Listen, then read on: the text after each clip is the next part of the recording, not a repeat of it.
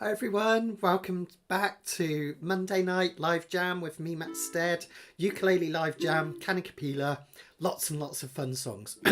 That's all the stuff I had to say so the YouTube algorithm what's it picks up. So just in case you're wondering why it's all so formal, I hope you're all doing well everyone. So good evening everyone all around the world. Hi Phil, hi Indrani and Karen.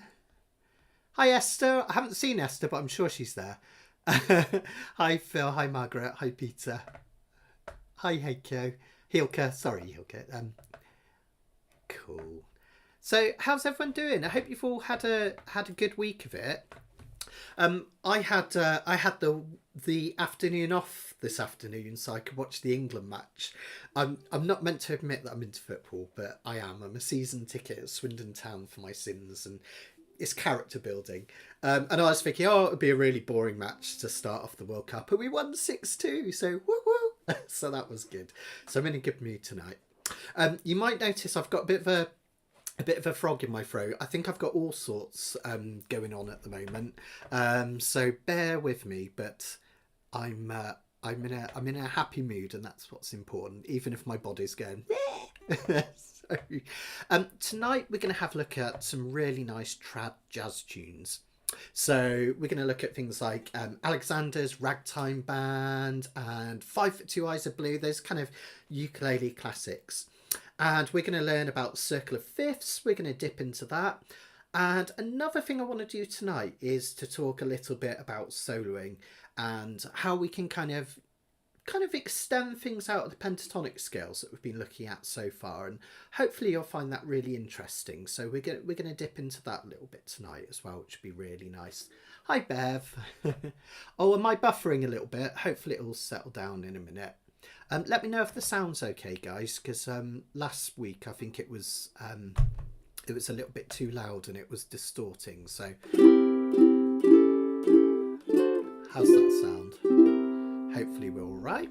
Just whilst we're waiting to get going, I'll tell you about a couple of things we've got happening this week. So Wednesday we've got my next live lesson, which is this one on how to lengthen arrangements. And this was actually a request from one of my students, someone that follows my YouTube stuff. And he was asking how, you know how sometimes you might get like a little snippet of melody. Something like Freight Train, but the whole arrangement is only like, 8, 12, 24 measures, whatever it is. How do we extend that to make it more interesting? So what we're going to do is we're going to take the melody to Freight Train. What is that? And then we're going to work out how to turn it into a chord melody.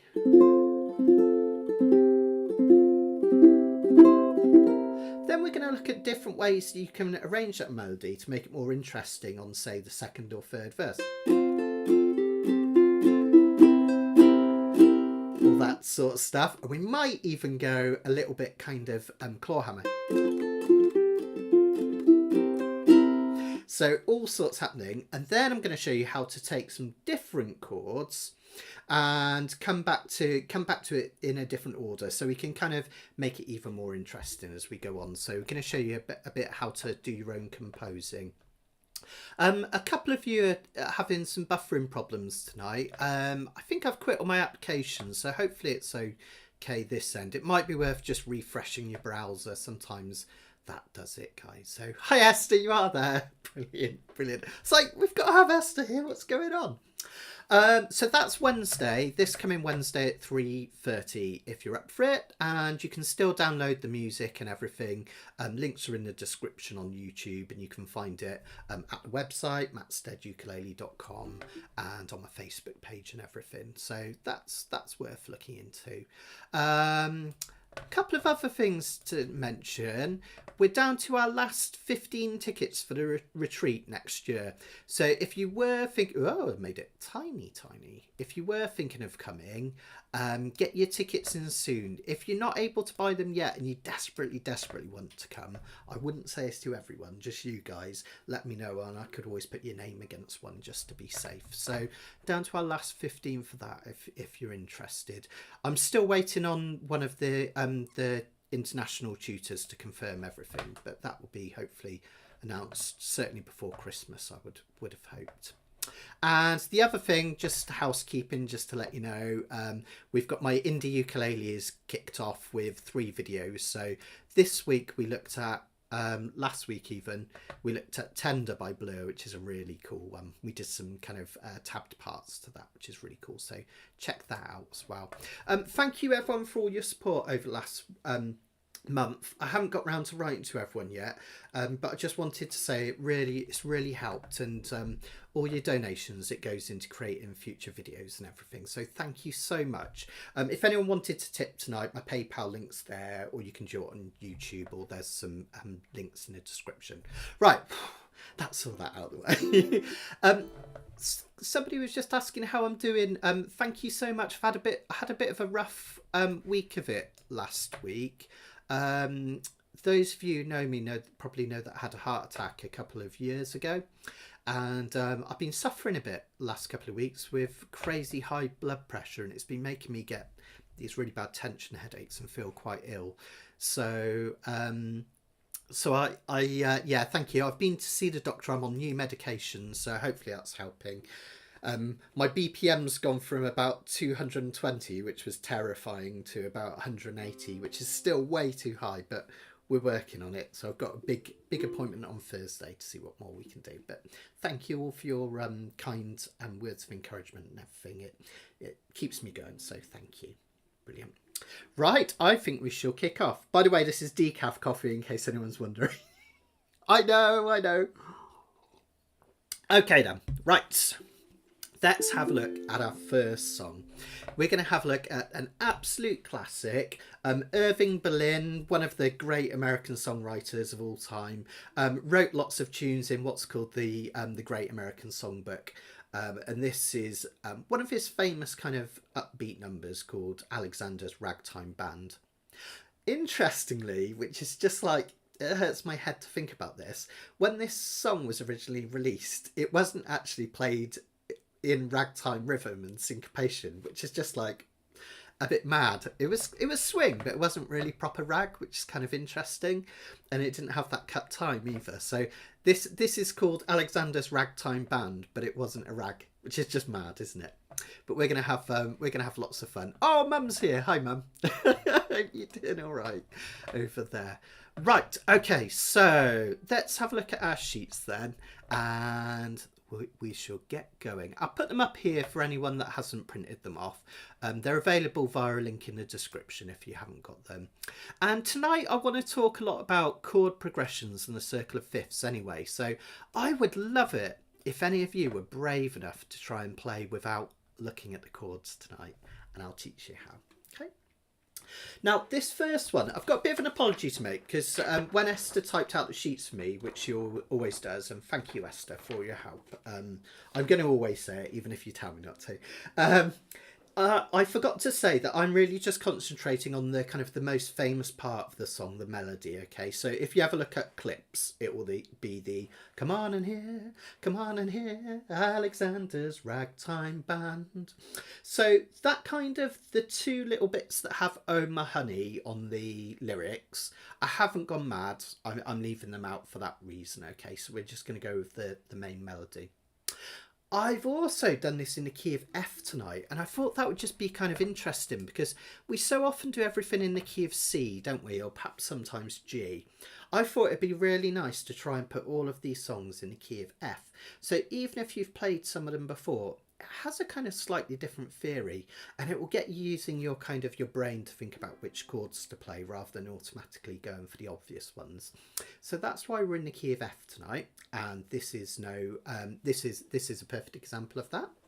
So if we just have a look at the chords that make up the main parts of this song, we start with the 1 chord. Now in the key of F, that's going to be F, right? The 1 chord's got to be F. So we start with F, it makes us kind of set off on our journey. Come on and hear, come on and hear. I'll show you some rag rhythms to this in a minute. Then we have the classic 5 chord, which we're playing as a 7th, which makes you want to go back to the 1. So notice that first line, we've got 2 measures of F, just count to 4 on each. one measure of C7 and one measure of F. So it'll sound like this. Come on and hear, come on and hear Alexander's ragtime band. Thanks for saying hi to Mum, everyone. Thank you. After that, one of the most common things to do in music is to go to the 4 chords. Now, I've told you this millions of times, so you guys, I'm probably teaching grandmother to suck egg. But the 4 chord, it gives you a sense of change without anything too drastic happening. And normally you'd expect this to be a B flat, but actually we're going to do this as a B flat 6, just to make it a little bit easier on the fingers, but also to give it a more of a jazz sound. And the original chord in the original piece was a B flat 6. Now, B flat 6 is exactly the same shape. Some of you might know it as G minor 7. You know this one here, where we just put in one finger over the bottom 2 strings of the 1st fret. 2nd finger comes up here. And notice we've got 4 whole measures of that. Where are we? What's the words at this bit? Yeah. Come on and hear, come on and hear, it's the best band in the land. Then we're back to the 1 chord where we feel safe. We're setting off from. They can play a bugle call like you've never heard before, so natural that you want to go to war. And then finally we have a G7, which is 5 above the C7 that follows. That's why it's there. That's just the bestest band, what Honeyland. And no, I haven't gone mad. Those are the words. That's just the bestest band, what Honeyland. It was the 20s. Okay, let's try the whole of that A section all together. I'll show you a really nice rhythm that we can use in a minute, but just strum up and down for now. 1, 2, 3. Come on and hear, come on and hear Alexander's ragtime band. Come on and hear, come on and hear, it's the best band in the land.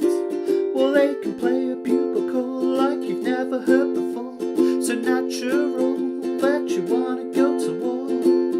That's just the bestest band, what Honeyland. Okay, so far, so good. Excellent. So let's have a look at the next bit, the B section. We start off exactly the same way. I'm going to come into close cam for this one so you can follow the chords.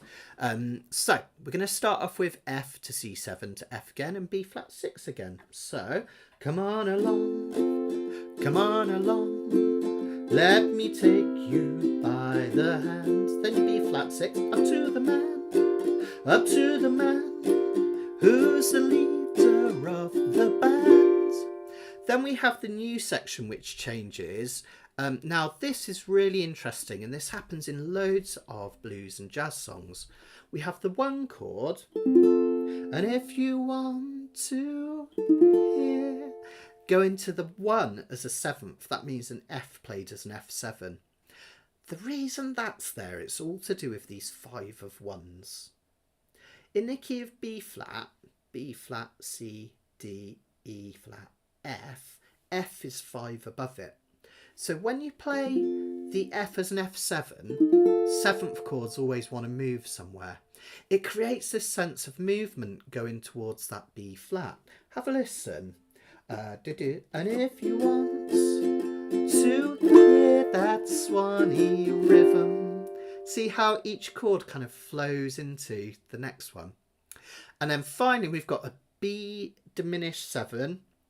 Sounds really tricky, but it's not too bad. I'm going to show you how to do it. It's this shape here. Now, diminished 7ths always intimidate people, but they're not as hard to do as you might think, okay? You could always leave it out if you really struggle. The way I think about it is, you know, a G major chord that looks like this, just a normal G chord. What we do is we take that shape and we play it in the top left corner up there. Can you see that? So it's just like a G. I've moved it up and over. And then all you need to do, squeeze that little finger in, okay? So if you struggle to get to that quickly, get your G shape in up here, little finger in up there gives you that B diminished. And that's a really common thing for a chord to go to the diminished 7th that's half a step above it. Don't worry about the theory for now, just know that it's because the notes, there's only one note difference between the diminished seventh and the original chords. It's quite clever. Okay. Then finally, we've got the one chord again. Come on in here, come on in here. And then we've just got this classic kind of 2-5-1. Alexander's Ragtime Band. Or in this case, it's going to be a 4-5-1, sorry, because we're starting with that B flat. Again, that G minor 7 shape to C7 to F. Let's try that B section then. I'll stay really close here so you can follow my chord shapes, guys. 1, 2, 3. Come on along, come on along. Let me take you by the hands. Up to the man, up to the man, who's the leader of the band. And if you want to hear the Swanee River, play it in ragtime. Come on in here, come on in here. Alexander's Ragtime Band. Not too bad, right, once you get into it. So here's my challenge for you tonight. If you look at the A section and the B section, exactly half of it is the same chords, right? F, C7, F, and then B flat 6. The same happens in the B section. See if you can play at least that section without looking at the music. Go on, you can do it. I've got faith in you. And feel the changes. We set off from 1 because it's safe. And then C7 wants us to go back. And then there's change. The 4 chords change. We stay on it a while. Then we're back home because it feels nice and safe. But the song needs to do something cool, so we have the 5 of C. That's G7 and C7 takes you back to F. Something like that, right? If you get to kind of feel these changes, you'll be able to play them. So one more thing, and then we'll have a playthrough. We'll try doing it all together. Now, what I'd like to do with this one, we often call this an A, B, A, which is the most common form of jazz music structure. That means we play the A section, the top half once, followed by the B section, and then we go back to the A section. Now, the reason we call it A, B, A is you can think of that A section as having two parts. The first part, the first 8 measures, think of that as A. The second part, which is really similar, think of that as A as well. Then we do the whole of B, and then to finish off, we go back to A again. I think I've explained that terribly, but anyway. Hope that makes a tiny bit of sense to you guys. Now, what I'd like to do is I want us to play the A section and the B section. Then I'd like us to play the A section again as an instrumental. Now, here is where I thought it would be good to look at a couple of scales. So these are in the back of your sheets. Where are they? Way back here. Do, do, do, do, do, do. Esther's put a lot of work into all these sheets. Oh, we'll do the puzzles in a minute as well. So we've got we can use for this and pretty much all of the songs tonight, we can use the F major scale or the D minor scale. Notice that they overlap. Okay, so we've been using the pentatonic so far, haven't we? The F pentatonic and the D minor pentatonic. Now, pentatonics are brilliant because they take out the notes that clash with certain chords. So it's almost like you can never go wrong. Let's just have a quick reminder of those pentatonics. I'll come into close cam. Oh, I've made it go tiny. Make it go big. There we go. So I'll come into the close cam. Now, I've realised I've not used the best uke tonight. I just really fancy playing my more better and it doesn't have dots on the front. So I'll tip it this way so you can see what I'm doing. So the F pentatonic scale starts at the 5th fret of the C string for F. Then we go up 2 to 7. We come back to 5. We go up 3 to 8. Back to 5 and up to 8. Now you've probably got really comfortable with that if you've been doing my Kanikapilas, because we use it all the time, don't we? So small gap, big gap, big gap. And we can combine that with the D minor pentatonic, 2 to 5, and then 3, 5, and 3, 5. The reason they both work is that the D minor scale has all the same notes in it as the F major scale. So it's just a shorthand way of putting two scales together that we can use, which is great. And when we play that, it has a kind of safe feel to it. Let's see if I can get a backing track going. Hopefully this will work.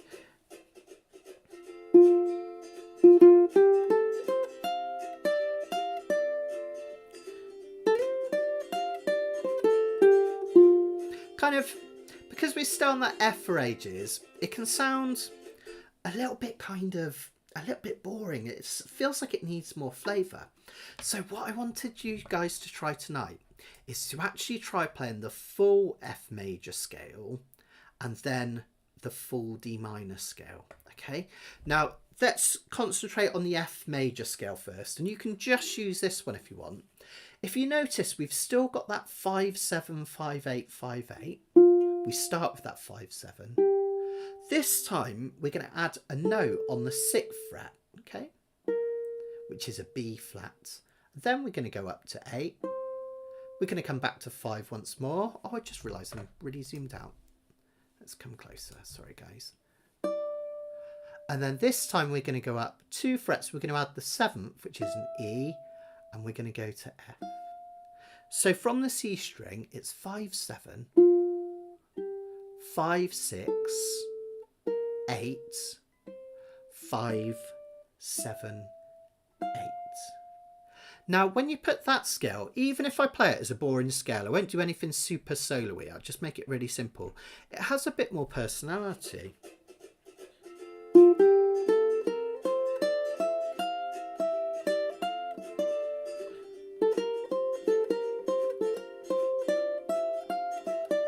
That's because it's got those extra notes that give it a really kind of... You've got more colours in your palette, basically, to play with. Now, there's a couple of notes within that scale that clash with certain chords. But remember my tip I've given you before. There's no such thing as a wrong note as long as you resolve it. I could play loads of wrong notes. Have a listen to this.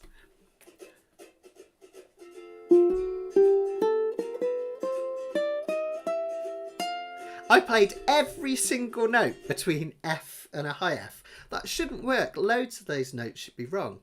But because I resolved them to a right note, it sounded okay, right?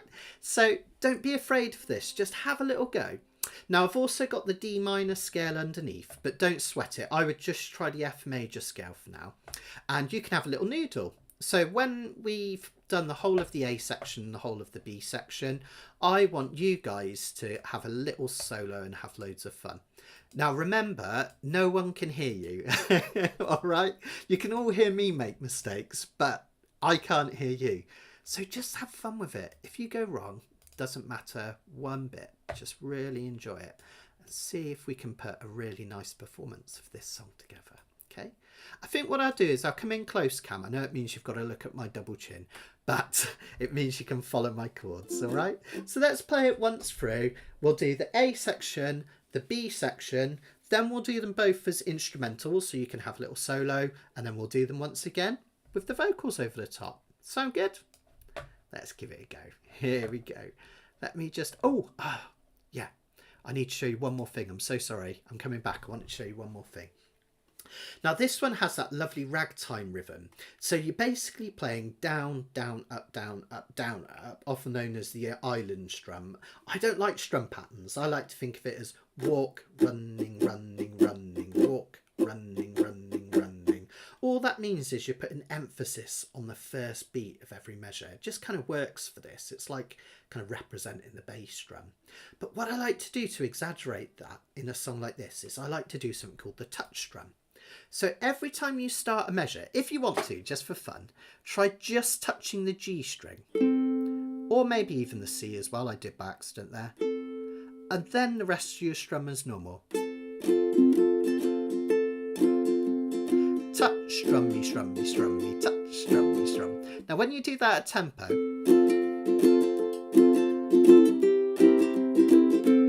see how it kind of creates an emphasis on that first beat, and it shushes everything up, makes it sound really sweet.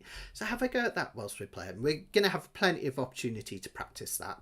If you're not sure, just strum up and down with a swing rhythm, that'll work perfectly fine as well. Let's give it a go. Just going to take a quick slurp of decaffeinated coffee. And we'll have a go. Everyone ready? Let me come in close, like I promised, so you can follow my fingers. Here we go. 1, 2, 3. Come on in here. Come on in here. Alexander's Ragtime Band. Come on in here. Come on in here. It's the best band in the land. They can play a bugle call like you've never heard before. So natural that you want to go to war. That's just the bestest band. What am my honey lamb? B section, come on along, come on along. Let me take you by the hands. Up to the man, up to the man, who's the leader of the band. And if you want to hear the Swanee River played in ragtime, come on in here, come on in here. Alexander's Ragtime Band. Take a solo, guys. If not, just strum with me the chords.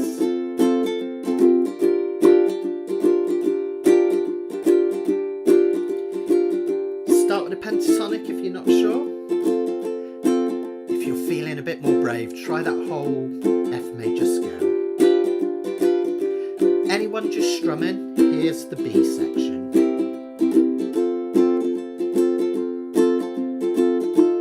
Whoops, sorry.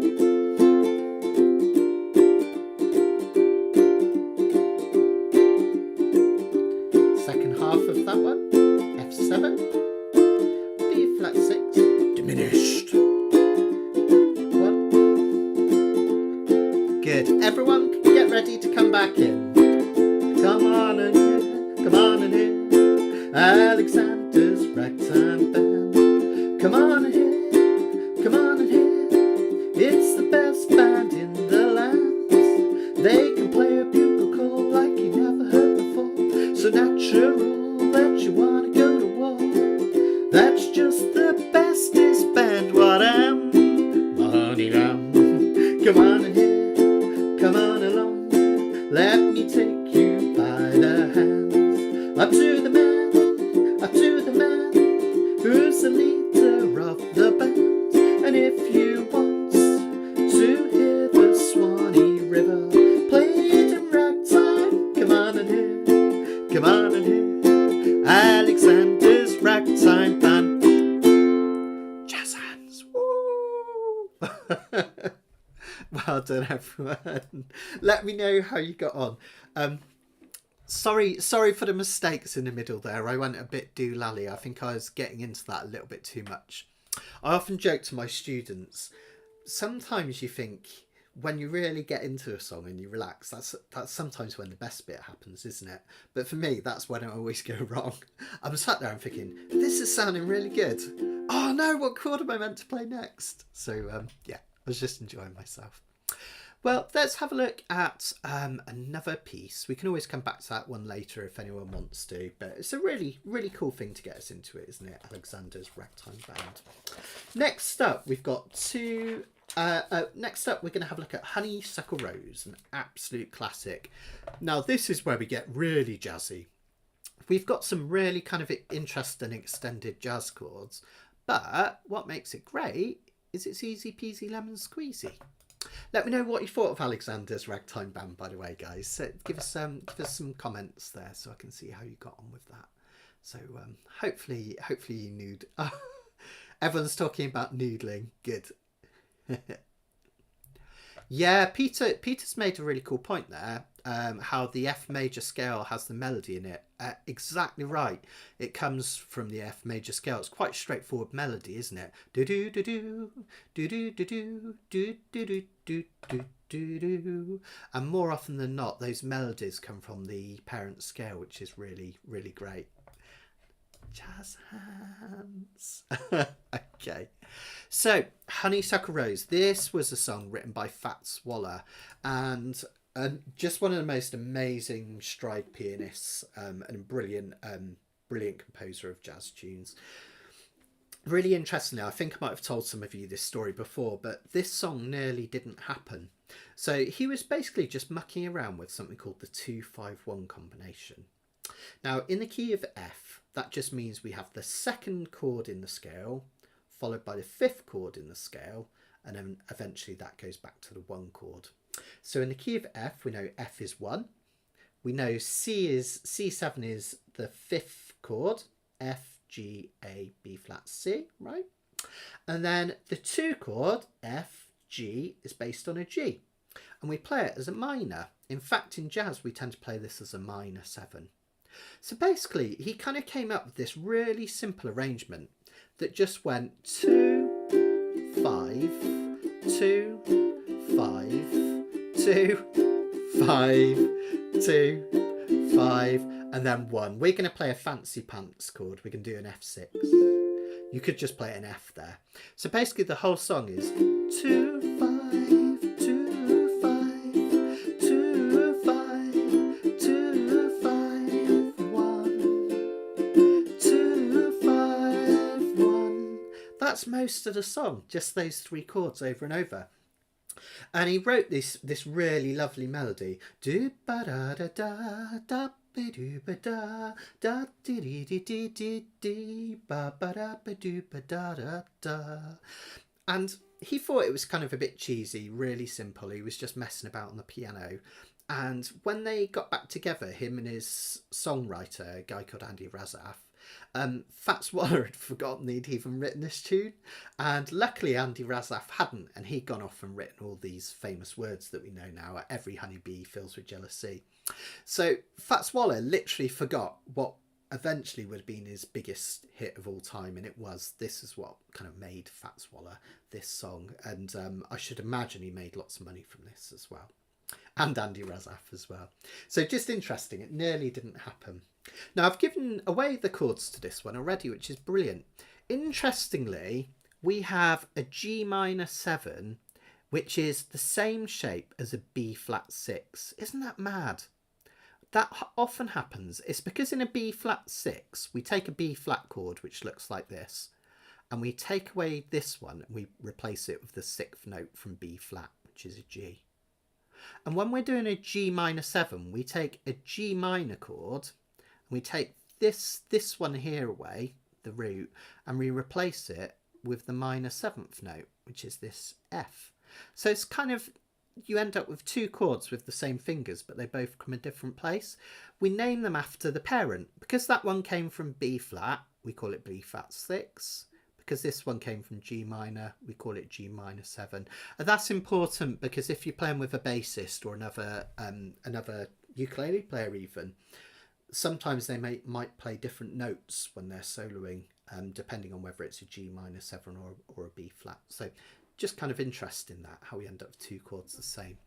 Now for this one, just for the verses, all you need to do then is go from this G minor 7, just pull down to this C7. You take it back up, pull down.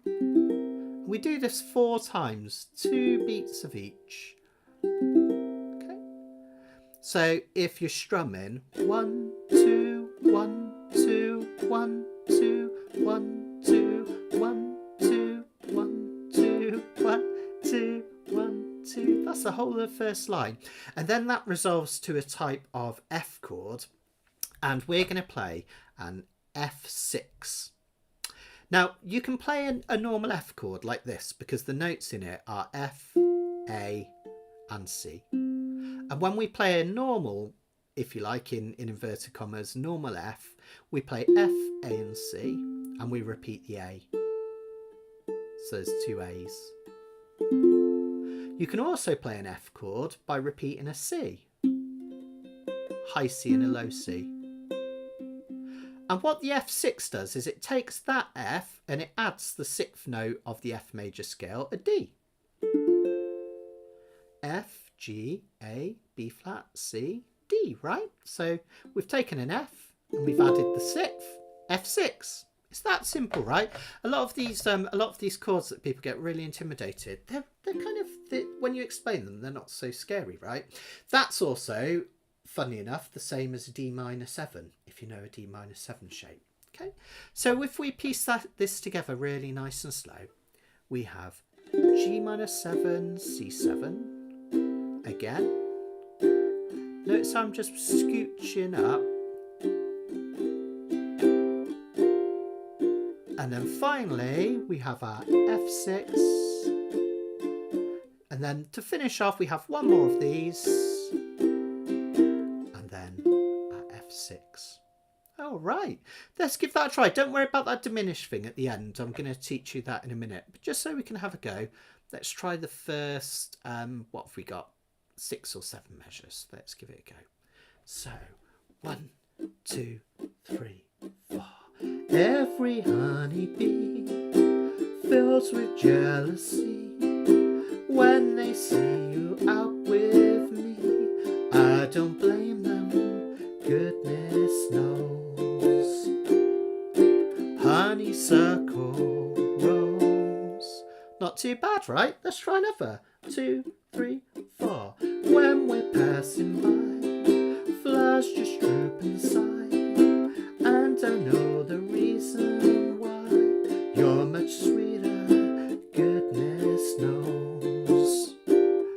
My honeysuckle rose. Okay, nice, right? Isn't that lovely? Really simple, but really nice. Now, at the end of that verse, we have something called a diminished jazz vamp. That just means we have the 1 chord, then we play a diminished 7. You know how to shape that now. Half a step above. And then we finish it with the 2 and the 5 again. You know that really well now. G minor 7, C13. Okay. Don't worry about that C13, sorry. Just play C7. I'll explain C13 in a minute as an optional. So those last 2 measures, you have an F6. Then what I do is I keep my little finger there and I rearrange these in a G shape. Gives me the diminished. And then last 2, you've done a million times. It's just that bit again. So the last 2 measures, 1, 2, 1, 2, 1, 2, 1, 2. And we're actually going to turn that simple progression into a whole song in a minute. The diminished jazz vamp in the key of F. F or F6. F sharp diminished 7. 2, 5. And then that takes you back to the start. Let's try a verse with one of those in so we can hear how it sounds. I'll stay close for now. All right, start with G minor 7. 2, 3, 4. Every honeybee fills with jealousy when they see you out with me. I don't blame them, goodness knows. Honeysuckle rose, here it is. How nice is that? Let me go again. When we're passing by, flowers just droop and sigh, and I know the reason why. You're much sweeter, goodness knows. You're my honeysuckle rose. Cool, right? Now, notice how we play that verse twice.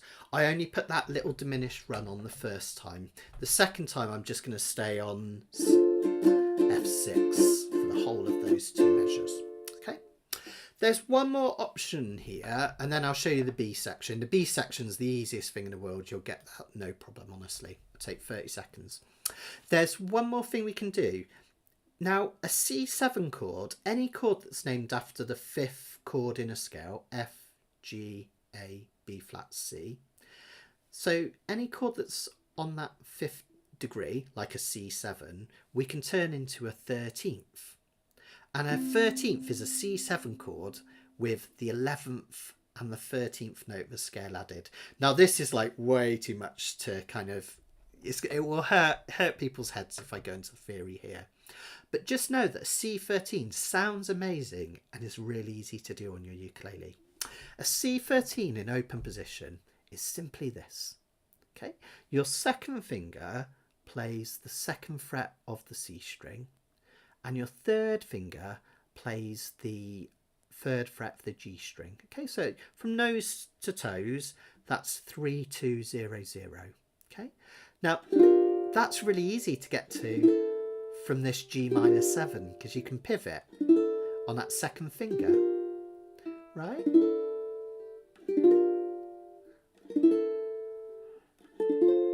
So if you want to, any of the C7s in this, you can play as C13s. That's what I really like to do. Every honeybee fills with jealousy when they see you out with me. I don't blame them, goodness knows. You're my honeysuckle rose. Now, Indrani, I bet you're not the only one that has their fingers in a twist on that diminished bit. It can take a lot of practice. I'll go through it slowly a couple of times just so you can practice it. But if you get totally stuck there, just stick to the F6, you'll be fine. Let's just have one more look at that diminished jazz run just so we can do it. All right, let me come in close. And let's go really slow the first couple of times. So F6, take that off and form a G shape up here for F sharp, dim. And then we flip back to G minor 7. And then C7. I'll do that again. So F6. Keep your little finger down, G shape here. G minor 7. C7. Okay, you can just stay on F6 there if you want, but we'll go through that a few times when we look at other songs as well. Now the B section is really, really simple. We have something called a 1-6-2-5. That just means the first, the sixth, the second and the fifth. Sorry, the first, the sixth, the second and the fifth chords in a scale. That's all it means. And we play most of these as dominant chords, as seventh chords, just because it creates a sense of movement. So the B section, we have 2 measures of each of these. F7. That's easy, right? Just F with that one added. Then we have B flat 6. You already know it. It's just G minor 7. G7 from there, easy peasy, because you just move up here. And then we go to C7. Okay, let's try that all together after 4, 2, 3, 4. Don't buy sugar, just have to touch my cup. You're my sugar, it's sweet when you stir it up. Okay, then we go back to the A section again. All right, so that's what we'll do to give everyone a chance. We'll do that super slowly so we can get those finger gymnastics going. All right, so let's play through the whole thing really super slow. Okay, crazy slow. Let's go. 1, 2, 3, 4. A section. Every honeybee, fills with jealousy when they see you out with me. I don't blame them. F6. Goodness knows. Honeysuckle rose. Diminished. Run if you can do it. Then we're back to the top. When we're passing by, flowers just droop and sigh, and they know the reason why. You're much sweeter, goodness knows. Honeysuckle rose. Stay on that F. Now F7. Don't buy sugar. B flat 6. Just have to touch my cup. G7. You're my sugar. C7. Sweeter when I stir it up. Back to the first section. When I'm taking sips from your tasty lips, the honey fairly drips. You're my confection, goodness knows. Honeysuckle rose. Not too bad, right? Once you get used to it. And guess what? You can use that F major scale over the top of this one. It will sound really, really super nice. So let's give it a go. What we'll do is we'll play A, B, A. Then we'll do all of that again, and I'd like you to practice a little noodling, okay? Remember, with these noodles, or solos if you like, they can be really simple. Sometimes the most simple things are the best. So I've done a little recording of the chords. Hopefully this just about picks up on my mic. I might do something really easy like this.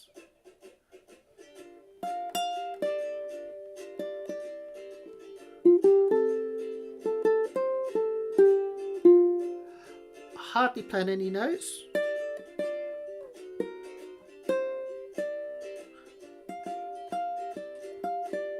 Just 2 notes. Whoops, hit the wrong one. So you don't have to go too crazy. And see, I go wrong sometimes. I hit a wrong one there because I wasn't concentrating. Just pick a few notes and just have fun with it. No one can hear you, all right? I have to make mistakes and everyone can hear me. But you'll be fine, right? So just really enjoy it. So let's play it all the way through. I'll bring up the tempo just slightly more than the demo version. We'll go about every honeybee fills with jealousy. So not like crazy fast, but just that little bit tougher. Okay, just so it gives it that nice feel. One last thing on this one to make it sound super nice. And this is one of those tips where hopefully this will stay with you and you can use it on all jazz tunes.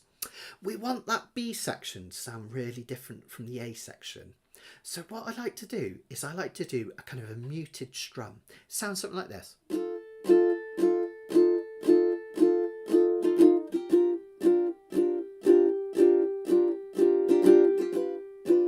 See how it's got a kind of a slightly different feel from the... Now, this is the easiest thing to do in the world. People get really kind of stressed out about muting and chucking and things like that. All you need to do is hold whatever chords down, even if it's only a 3-finger chord, okay? Doesn't have to be a 4-finger chord. And just do down strums, but only squeeze these fingers when you're strumming down, like this. Just practice it on an F7 chord with me. Squeeze, squeeze, squeeze, squeeze. And when you release, it kills most of the chord. You still have one note ringing out, but that doesn't matter because when you get that tempo, it works beautifully, right? So all you need to do on this chorus, squeeze, squeeze, squeeze, squeeze, squeeze, squeeze, squeeze, squeeze. Just down strums and squeeze, right? And you'll get that really lovely dynamic which separates it from the verses. Should we give it a go? Come on, guys, you can do this. Come on. The next one's easier than this. You'll be glad to know in terms of the chords and stuff. Let's just give it a go. Again, I'll come in close, guys, just so you can follow which chords I'm on. All right, G minor 7, C7, and then you've got the F6. All right, let's give it a go. Here we go. 1, 2, 3, 4. Every honeybee fills with jealousy when they see you out with me. I don't blame them, goodness knows. You're my honeysuckle rose. Back to the start, when we're passing by, flowers just droop and sigh. And I know the reason why. You're much sweeter, goodness knows. Honeysuckle rose. Next section. Don't buy sugar, just have to touch my cup. You're my sugar, sweeter when you stir it up. Back to the top. When I'm taking sips from your tasty lips, the honey fairly drips. You're my confection, goodness knows. Honeysuckle rose. Try a solo.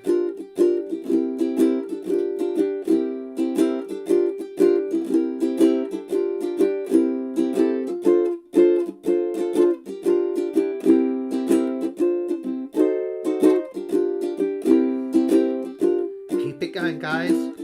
Just try a couple of notes.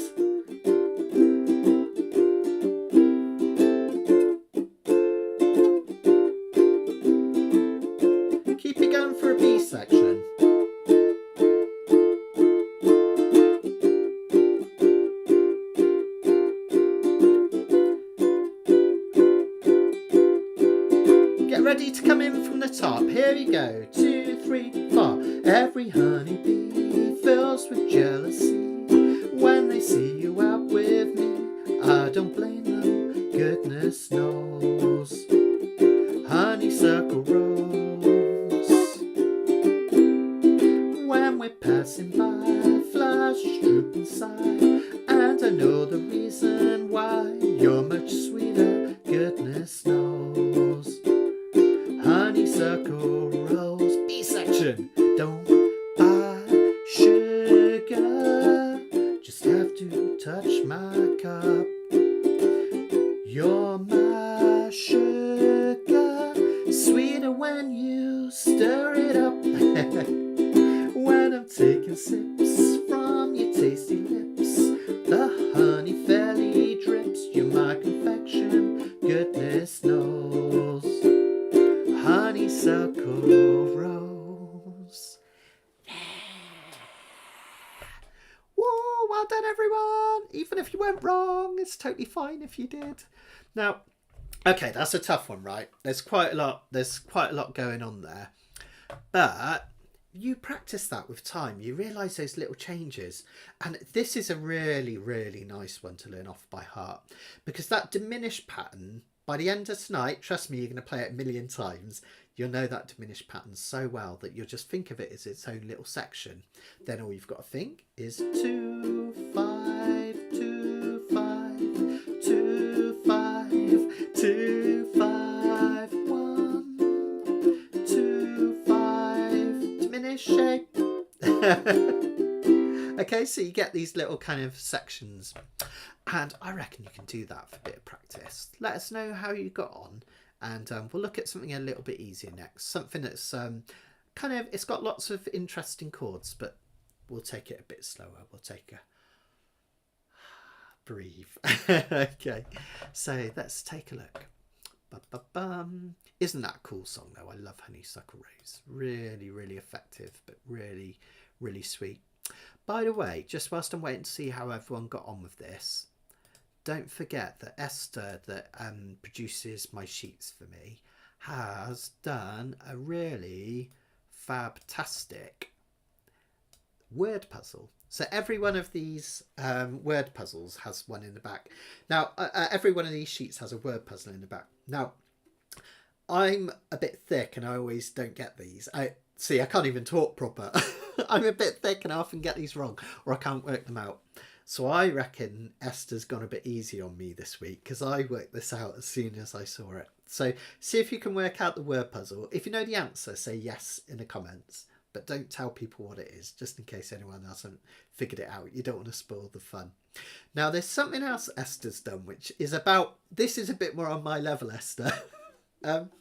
She's hidden some things within the sheets, some little objects. It's a bit like Where's Wally, right? And they're kind of like, if you're a kind of regular Kanikapila, you'll know why we've got these.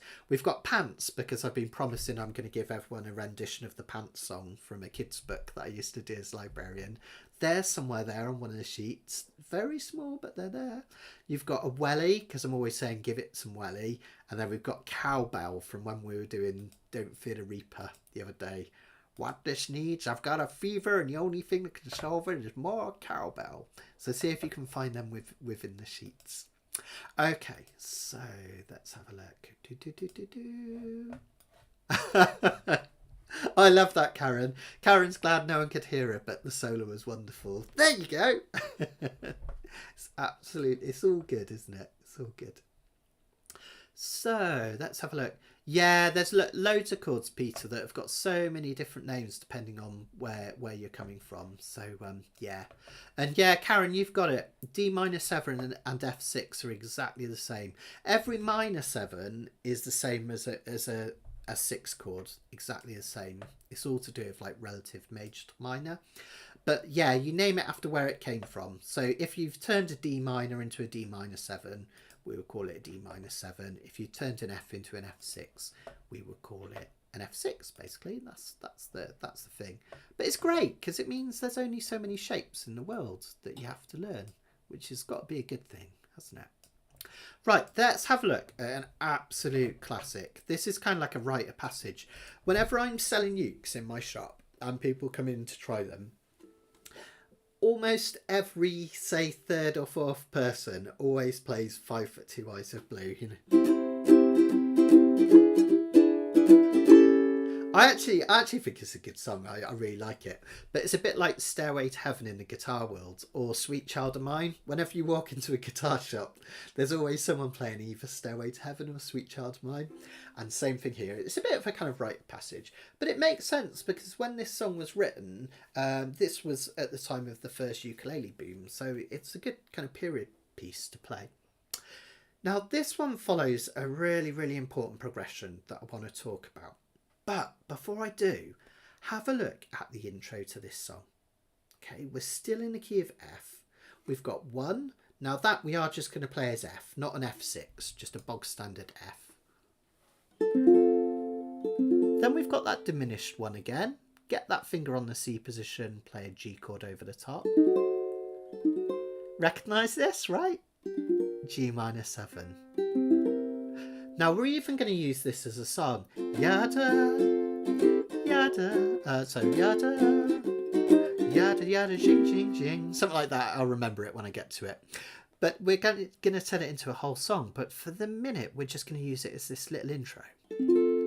F, F sharp diminished 7, G minor 7, C7. We call it a diminished jazz vamp, and it occurs in so many songs.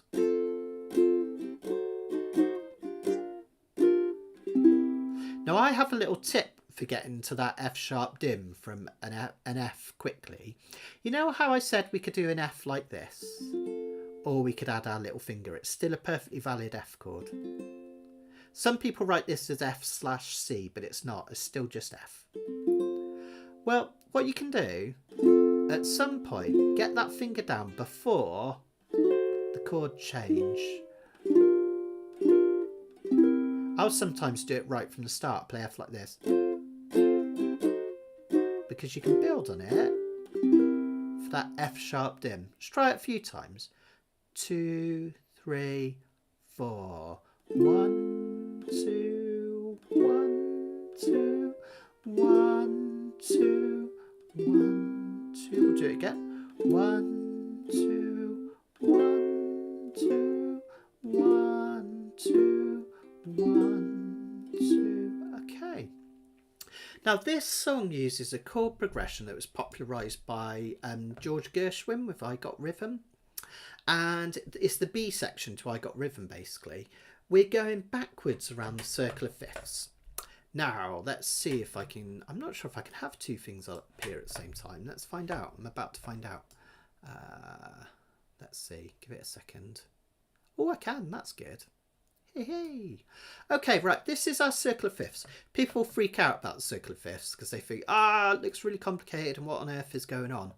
But it's one of the most commonly used things for chord progression in the whole wide world. One of the most common things to do in music is to play the 1 chord, still in the key of F, so F is the 1 chord.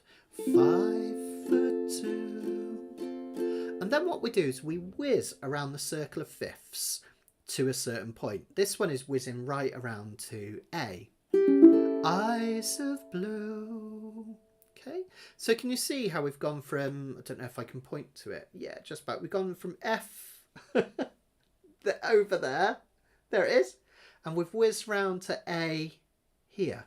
Okay, so that's a really common thing to do. And then all that happens is all the way back to F, we play through each of the chords in the circle of fifths backwards.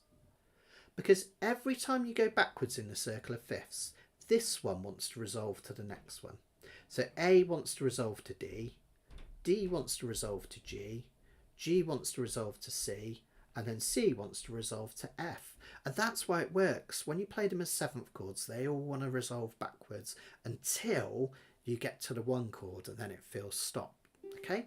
So the chords in 5 for 2 Eyes of Blue and like millions of other songs, I'll keep that up actually, go like this. We've got F, 1 chord, 5 for 2, round to A7, eyes of blue, Go back one around the circle, D7 right. Oh, what those 5 feet could do. Go back one, G7. Has anybody? Go back one to C7. Seen my. And then finally, when we go back to the 1 chord, we play it as a normal major. Girl. That works in any key. If we played 5'2" in the key of C, we would start from C.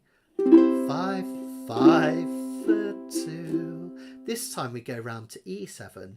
Eyes of blue. What's behind E7? A7. Oh, what those 5 foot could do. What's behind A7? D7. Is anybody? What's behind D7? G7. Seen my. And then because we got back to the start, we play it as a major. Girl. So you can do that in any key. You could play 5'2" in any key in the circle of fifths just by starting with a chord, jumping round and working our way backwards. This is amazing for starting to play by rote, because when you recognise these patterns, they happen in so many different songs. You can play them just like that. In fact, those chords are exactly the same as the chords in Please Don't Talk About Me When I'm Gone, which we're going to do afterwards. Please don't talk about me when I'm gone. Exactly the same chords. Though our friendship ceases from now on. Exactly the same chords. So that's what's happening there. Backwards around the circle of fifths. We've marked that on your sheet. So you could do away with your song sheet and just have your circle of fifths out. That'd be really cool, wouldn't it? So let's have a look. That's your A section. Let's come into close cam. We'll play it slowly. Just follow me. 1, 2. Oh, hang on. Let me just get the words. I think I know this one off by heart. I'll just get them in case. 1, 2, 3, 4. 5'2", A7. Eyes of blue backwards. But oh, what those. Stay on it. 5'2". Backwards. Has anybody backwards seen my. Then we're back to where we started, girl. And then we always have this little 7th chord, the C7th in this case, just to kind of make us want to go back to the start. Then we go again. Turned up nose, turned down hose. Never had twice as long on this one. No other bulls. Has anybody seen my. This time we don't play C7, we just stay on F. Girl. Now this next section is still backwards around the circle of fifths. It just doesn't have the 1 at the start. Let me prove that to you. I'll just bring it up one more time. Go. So if we go from A, okay. If we go from A, A7. Now if you run into a 5'2", what's backwards from A? D, right? And we play it as D7. Da da da da. What's backwards from D? Diamond rings and all those things. What's backwards from G? C. Bet your life it isn't her. And we tend to play that as an NC. Whenever you see NC in a piece of music, it means no chord. It's a bit of a fib, really, because it doesn't mean no chord, it means 1 chord. You hit it once, and then just wait the rest of the time out of those 2 measures. So the B section, if you wanted to, you can mute this. It's slightly awkward, because you've only got 1 finger down on the A7, but you can still keep that feel going. Now if you run into a 5'2", covered in fur, diamond rings and all those things, bet your life it isn't her. See how that's working? Yeah. Then we go back to the start. Could she love? Could she woo? Could she coo? Has anybody seen my girl? Okay. So really kind of once you get that, you can play this by ear, which is amazing. And I'd love you to have a go at that if anyone's feeling confident enough. See if you can play this by ear. If you'd like to solo on this one, exactly the same thing in the others. You're going to use your whole F major scale here, so you can use not just the F pentatonic, try the whole F major scale. Sound really nice.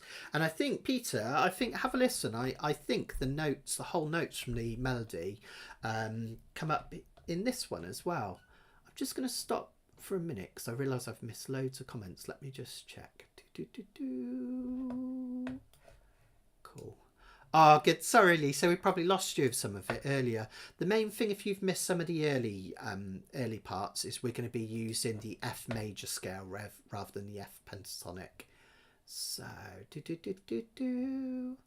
Oh, Margaret's off because Wales are playing. Come on, Cymru. I'm a quarter Welsh, so I'm going to be really conflicted next week when Wales play England. I think I'll be supporting England because the 3/4 win outright. But yeah, cool. So, just checking if there's anything.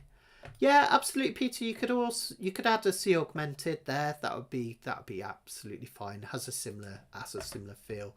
It's just a little bit stronger than a C7. Augmented chords sound kind of more tense. And yeah, Karen, we call it playing the changes because originally it was I got rhythm, so it was play the I got rhythm changes. Then it got shorthand down to play the rhythm changes. And now if someone says play the changes, they just mean the chords to the B section of I got rhythm, basically. Or even the chords to the A section as well. You could piece it together.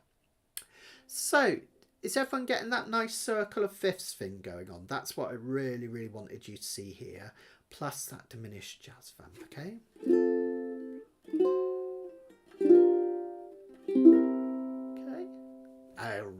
All right. Now, Peter was saying rather than a C7, he likes C augmented. If you wanted to do that, it would just be 1003 from nose to toes. It adds even more suspense. Da, da, da, da, da, da, da. Cool, isn't it? So you could have an experiment with that if you want, guys. You could do that at the end of the chorus. Would sound really, really nice. Okay, let's try playing this nice and slowly through then. And then maybe we'll do a slightly quicker version. I think that would be really nice. Remember everything we've done so far. Nice touch drum if you want. And then when we get to the chorus, just straight eights down really, really light, which is great. Oh, cool, Williams. My, oh gosh, I'm trying to remember my grandma's maiden name. My mum would know if she's still here. She was called Anne-Marie, but when she moved to England, she kind of took up an English name, so she was known as Nancy, and she married my granddad, who's a proper West Country guy, Nancy Giles. But it was Anne-Marie, I forget it, but I think it was Welsh surname. Anyway, I'll stop going on about my Welsh roots. Okay, so let's give that a go. Really nice and slow from the top. Kind of super slow-mo for now. Now this one is an A. This one is really easy to follow as an A, B, A. Because we play that first A section twice. Then we play the B section. Then we go back to the A section. That's the structure, right? The A section twice. B section. A section once. Same with everything tonight. We're going to have one round of the same thing, so you can have a try at soloing, and then we'll do the whole thing all over again. All right, let's do a really slow version. If anyone thinks this is really turgid, this is just so you can learn the chords, all right? And then we'll speed it up. Anne-Marie's your middle name, Andrew. That's so cool. I love it, love it. Right, nice and slow. We'll do the intro first. 1, 2, 3, 4. F sharp, dim. G minus 7. We'll do that again. Nice little intro. Now the A section. 5'2", eyes of blue, but oh, what those 5 feet could do. Has anybody seen my girl? Let's throw the C7 in. Turned up home, turned down homes, never had no other boat. Has anybody seen my girl? Stay on F. Now the B section. Now if you run into a 5'2", covered with diamond rings and all those things, bet your life it isn't her. But could she love? Could she woo? Could she goo? Has anybody seen my girl? Take a solo, guys. F major scale.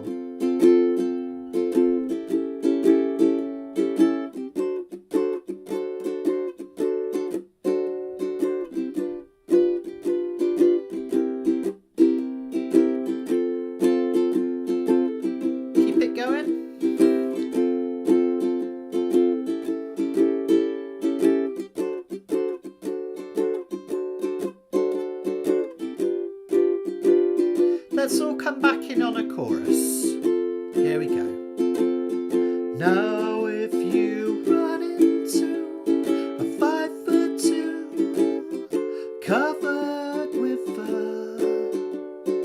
diamond rings and all those things, bet your life it isn't her. But could she love?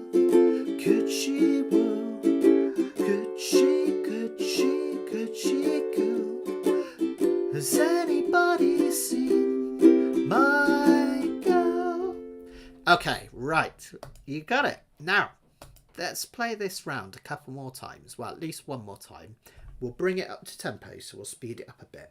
Wanted to show you a couple of things we can do with this. So, and this happens on a lot of jazz stuff. We're going to play, I've forgotten the word for it. My brain's gone completely. Anyway, when we get to the end, I don't know, it's complete. It's like a refrain. I think that's the word I was looking for. When we do those last couple of chords in the verse, which is C7. No, let's bring it back one more. We'll do G7, C7. The last time through, let's just keep repeating them. So the end of the song would sound like this. Has anybody seen my... We just do it again. Has anybody seen my... One last time. Has anybody seen my... Can't reach the high girl. So it just creates a little bit of drama. So last time through, the very last time, we'll do 3 lots of G7 to C7. That's one thing that's really good fun. The other thing I want to... This is totally optional, right? Because this is a bit of a finger twister. But you know this F diminished jazz vamp, or the diminished jazz vamp that we're playing at the start? Did you know that you can use it as a turnaround? So when you get to the end of the first verse, the first time you play A, I'll quite often, rather than playing C7 and F, I'll do the diminished jazz vamp. It sounds so cool. Have a listen. 5'2", eyes are blue, but oh what those 5 could do. Has anybody seen my girl? How cool is that, right? The diminished jazz vamp. You can stick it in and use it as a little turnaround.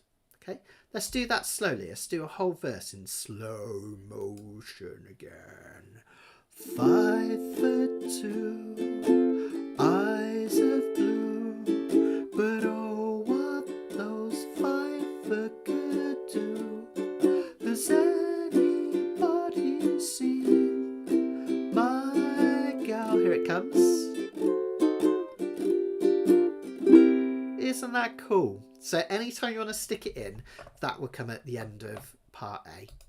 So let's give it one more time. It's only a short song. We'll get onto the others. Don't worry, we'll have plenty of time. I'll stay up close for this one as well. I just can watch my fingers. All right, we'll try the whole piece. Now we'll go a little bit faster, make it a bit more up tempo again, adding in everything we've added so far. And if you want to add that diminished jazz vamp in, have a go. All right, so if you get stuck, just get ready to come in on that B section. All right, here we go. Oh, let's speed it up slightly. 1, 2, 1, 2, 3,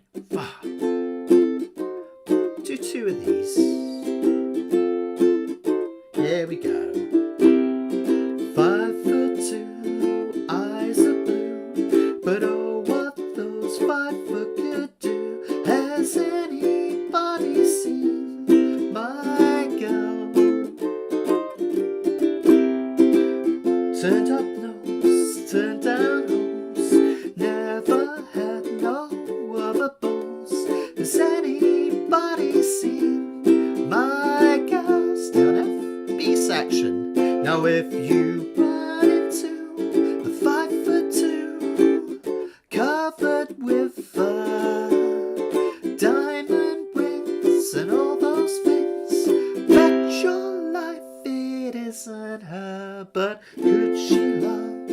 Could she woo? Or could she coo? Has anybody seen my girl? Try a solo, guys.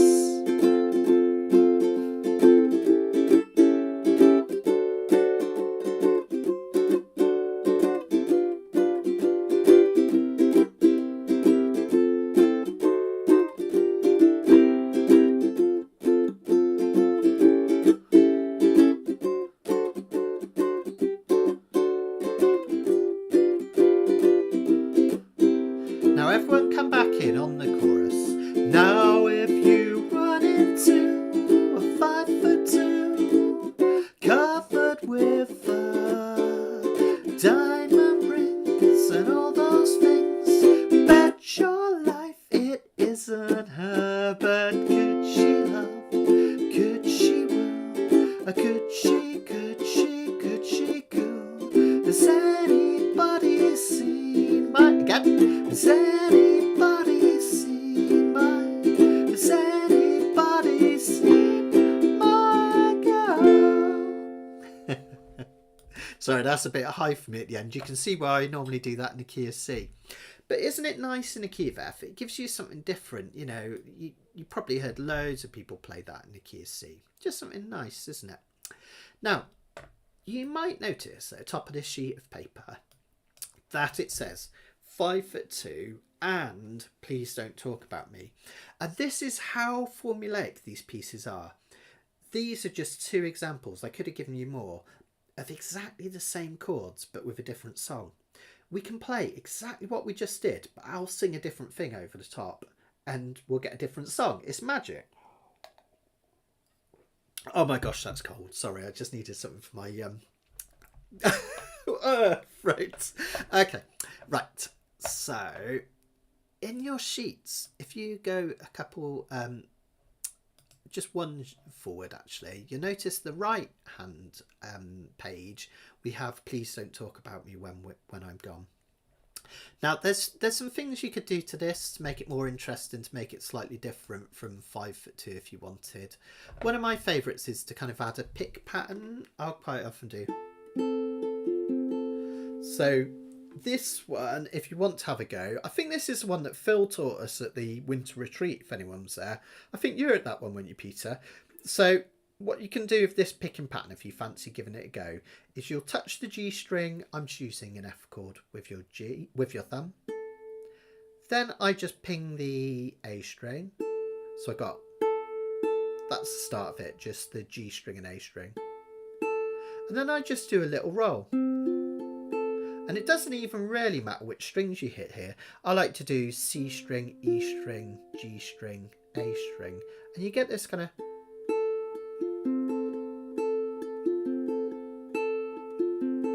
So just again, I'm hitting G, string, A string. And actually I think that time I was doing G, A, C, E. Something like that. But as long as you keep the rhythm. That's it. Now that could, if we take it slow, can sound really effective. Please don't talk about me when I'm gone, etc, etc. Alright, so that's just something, it's a little quick and dirty that. I would have liked to have gone that in more detail, but I really want, there's a couple more songs that I want to get onto in a minute. We've got Ain't She Sweet and I Want to Try Yada. So we'll just whiz on with this one. Now, if you're not sure about that, just keep strumming the chords we did to 5'2", exactly as you were before. I'm actually going to make this more relaxed because Please Don't Talk About Me When I'm Gone is a bit more of a kind of a bluesy feel.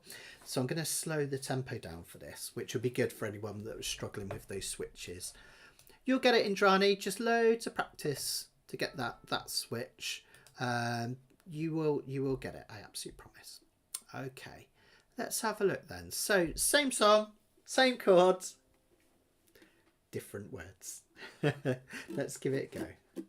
Let's slow it down to about here. 1, 2, 3, 4. We'll do the intro.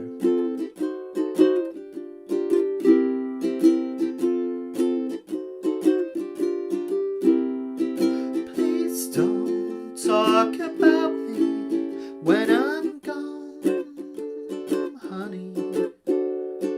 Though our friendship ceases from now on. Back to the start. If you can think of anything to say nice, well, best to talk good old sorry is my advice. Forgot the words. We're parting. You go your way and I'll go mine. It's the best that I can do.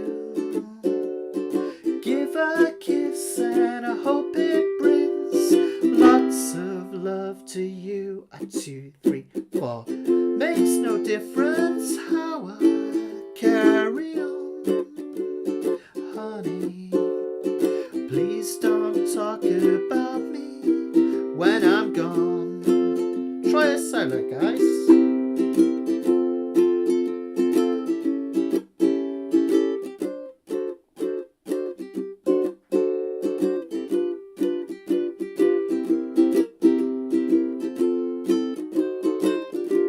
Keep it going.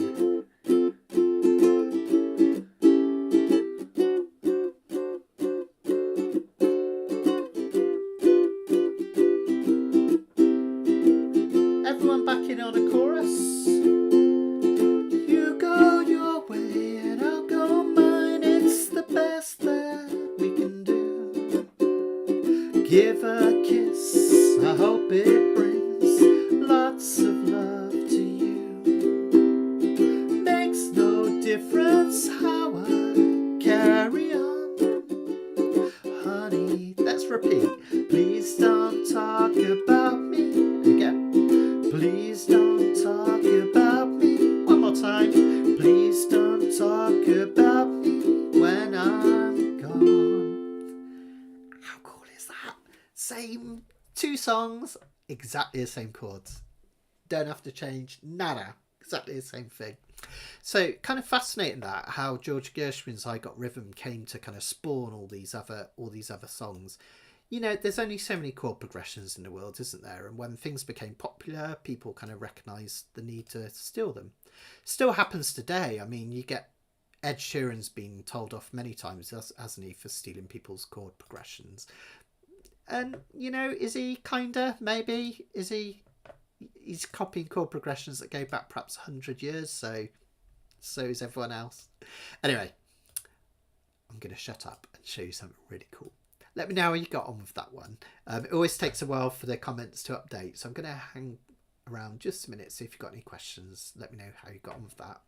Then I'm going to show you how cool these things are, because we just played 2 completely different songs using exactly the same chord progressions.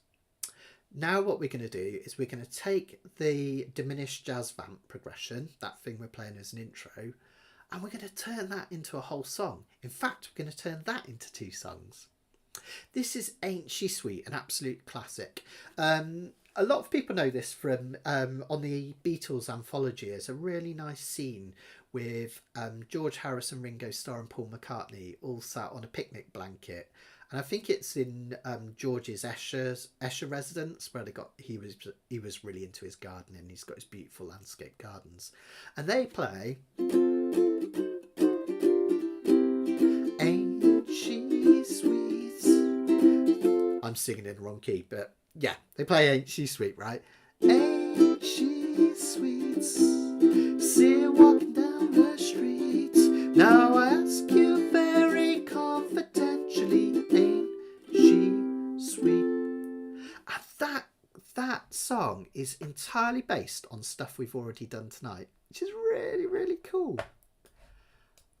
Good stuff, Esther. Good stuff. I gave Esther some extra special homework, some different soloing options. So brilliant.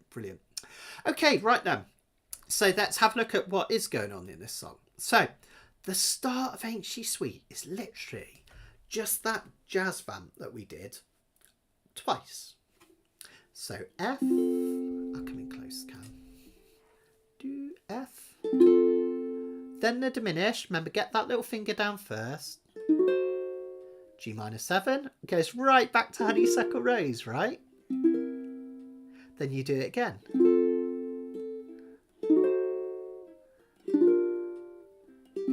Okay. Hi, Lisa. Don't worry, you can always catch up. We've still got a couple to go, Lisa, so come and join in. So that's the diminished jazz vamp, and we literally just play 2 beats on each, or you could even think of it as 2 down strums.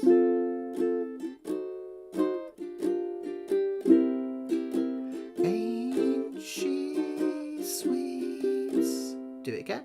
See her walking down the streets.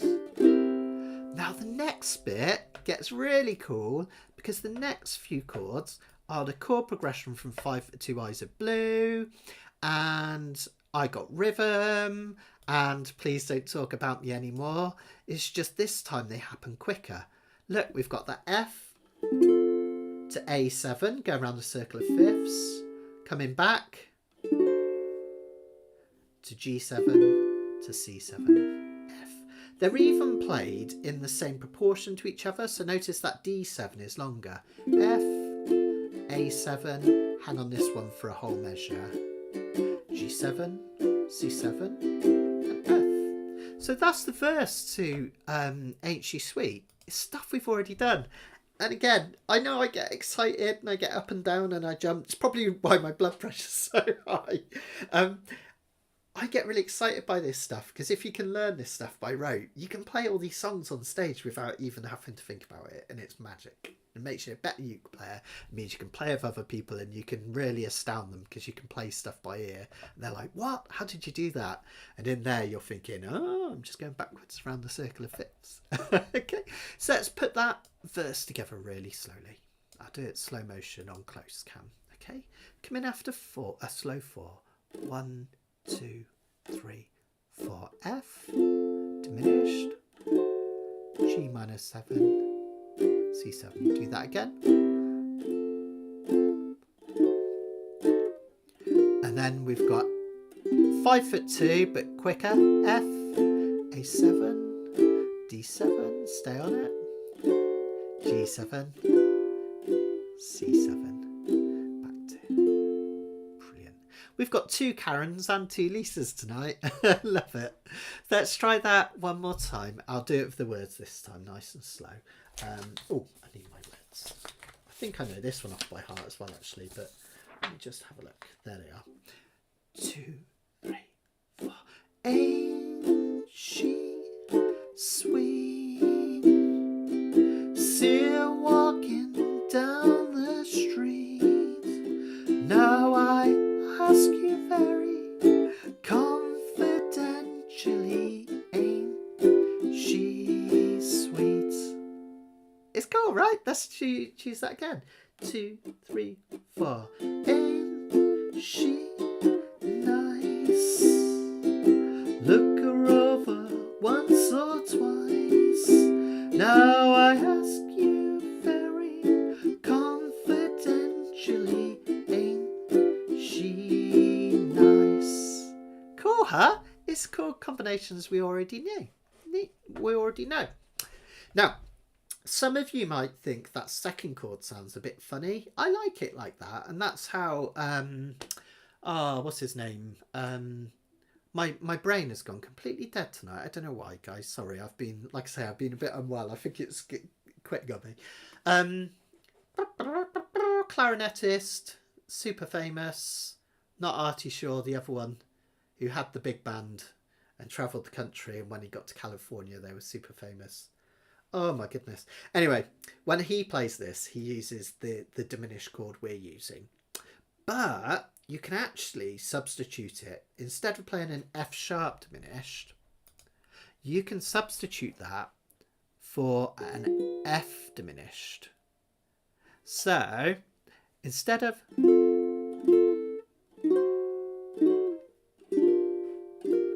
we can do exactly the same thing, but we can put that diminished chord on frets 1 and 2.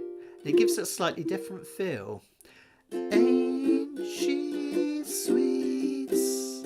See her walking down the street. Either of those is totally acceptable. They're called diminished jazz vamps, and there's 2 of them, and that's how they work. In fact, the whole of Mac the Knife, you know that song, it's just that diminished jazz vamp over and over again using one or the other. Oh, those sharp teeth has no, bum, bum, bum, bum, bum, and he keeps them, I can't remember exactly, but yes, that's just that diminished jazz vamp, and it goes between the first and the second.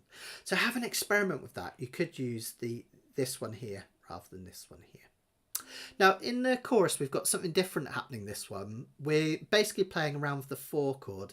It's really common for songs to go to the 4 chord in the chorus, because remember that 4 chord is our change chord, and we want a feel of change, don't we, in the chorus to the verse. Now we've got B flat here, so you could play a whole B flat, but if you want to, if you find it a struggle barring or doing this one, you could play B flat 6, would work as well.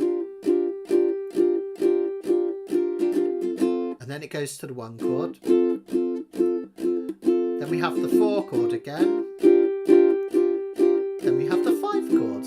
Nice and simple, only 4 chords to remember there. In fact 3, because you play the 4 chord twice. So B flat or B flat 6. 1, 2, 3, 4. 1, 2, 3, 4. F. B flat. And C7. And then if you want, you've got an option at the end after you've done that C7 to add another G minor 7 C7 in there. It's just a little bit of a turnaround, but otherwise just keep C7. I'll show you how that sounds. Let me just get my my key. Won't be a second. Okay.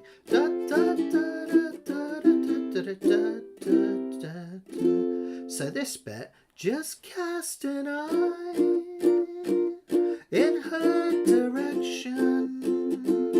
Oh me, oh my, ain't that perfection? Then we just go back to the start. I repeat, don't you think that's kind of neat? Well, I'll ask you very confidentially, ain't she sweet? Should we try it? Come on, let's do it. You can do this. I'll come in on close cam again so you can follow my chords, and let's do it nice and slow. I know it sounds great upbeat, but let's just keep it a bit slower to give you a chance to get those vamps going. Let's do it about there.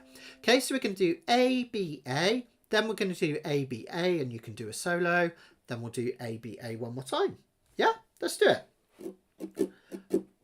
Oh, 1, 2, 3, 4. I'm just going to do this twice as an intro. And again. Oh, ain't she sweet?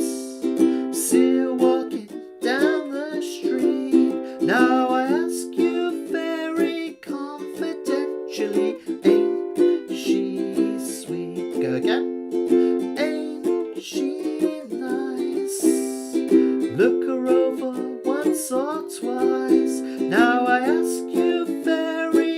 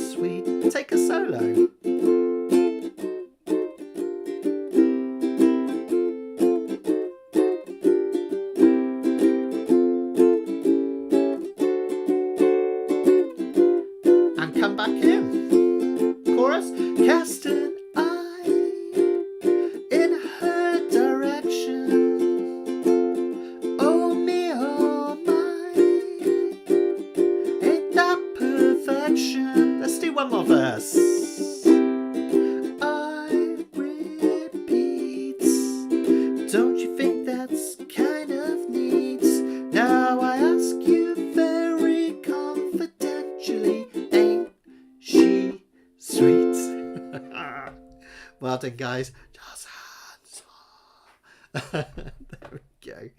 So that's one of my all-time favourites. Now I did that slow. I know it sounds better fast, but those diminished jazz vamps, they take some practice, right?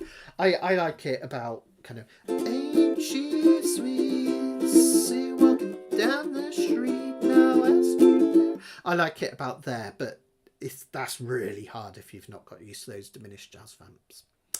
Now, before we do our final two songs, which are basically, you're not going to believe it, exactly the same chords again, I wanted to show you something cool. Now, you know how we worked out that all of these chords are basically the circle of fifths? Let's bring it back in for a minute. We could play this whole song in the key of G. In fact, we could play it in any key just by doing those circle of fifths.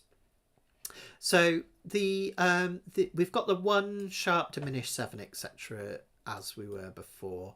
So if we knew we were going from F to F sharp diminished, we know if we go from G, it's going to go from G sharp diminished. All right. And then we've got our 2-5 combination. You can see the 2-5 on the wheel because in the key of F, it goes from D. Sorry, being daft. It goes from G to C to F, right? That's 2-5-1 in the key of F. G, C, F. 2-5-1. Well, if we're doing it in the key of G, we do a similar thing. A, D, G. So now those last chords, where instead of doing G minor 7, C7, it's going to be A minor 7 to D7. Okay, so you can see that at the top. Now here's where the magic really happens. Those I got rhythm chords, okay, those 5-2 chords. It went from F, we kind of skipped round to A, didn't we? And then it went A7, D7, G7, C7, back to F. Well, now in the key of G, we just go around. This time we go right round to B7. It's hard to point here. And then it comes round E7, A7, D7, G. Do you see how it's just going backwards round the circle of fifths? And once you learn that backwards movement round the circle of fifths, you can play all these things in different keys. You just follow it round. And by the way, Lisa, thank you. Yeah, you're dead right. Benny Goodman's version has the sharp diminished 7th in. I kind of like it for that. I love Benny Goodman. I love the whole story about it. How he kind of, they went on this massive tour that went from New York to Los Angeles, and when they started in New York, he was kind of semi well known, but then they went for the Midwest and they were forced to play like cheesy waltzes and stuff, and no one really liked them. But by the time they got to Los Angeles, in all that time, all their records had been played on the radio, so suddenly they were like conquering heroes, and he could do all his swing stuff again, which is kind of cool. Anyway, I've gone totally off piste. So what I want to do anyway is just see if we can have a go at doing this. I'll make it super slow in the key of G, just as an exercise, so you can see how we're doing similar things. All right, so this time we've got G, a G sharp diminished. Now for this one, let's play it, I'm just thinking, yeah, we'll do the easy version, okay, because there's lots of different places we can play these. Now there's a really simple G diminished, G sharp diminished, where we can just take it back to the 1st fret. I played clarinet growing up as well, Lisa. Yeah, I was rubbish though. I couldn't read music very well, so I used to just try and copy everyone's hand positioning. My hands used to get really sweaty when I was nervous, and the teacher used to tell me off, and then that would make my hands even more sweaty. So it's a vicious circle. Still happens today when I get nervous. I've got slightly sweaty palms now. Right, anyway, this one we're going to go from G. G sharp diminished, we can just pull back to 0 1 0 1. A minor 7, no fingers, easy, right? And D7. So now we can play it in the key of G. I'm gonna have to come down for this one. Ain't she sweet? Cool, right? See her walking down the streets. Then we're gonna follow that backwards chord progression. We're going to play G. Well, I ask you. We've got a B7. Now, a lot of people struggle with this. You can either do a kind of a barred one like this, Or if you find it easier, just try 4, 3, 2 off. It's kind of like an E minor that's been moved upwards. That B minor, this would be B7. Okay, so that next section, ask you very, and then we have E7, confidentially, just coming backwards round the circle of fifths. Ain't she sweet? Cool, right? Let's try a verse, nice and slow. 1, 2, 3, 4. Ain't she sweet? See her walking down the street. Now I ask you very confidentially, ain't she sweet? See that backward circle of fifths? It's magic, right?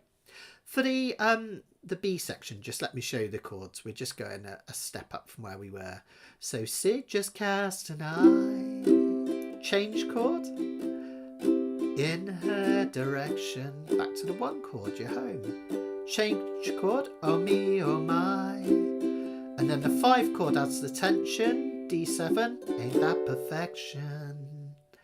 You could do the A minor 7 to D7 if you want, and then we go again.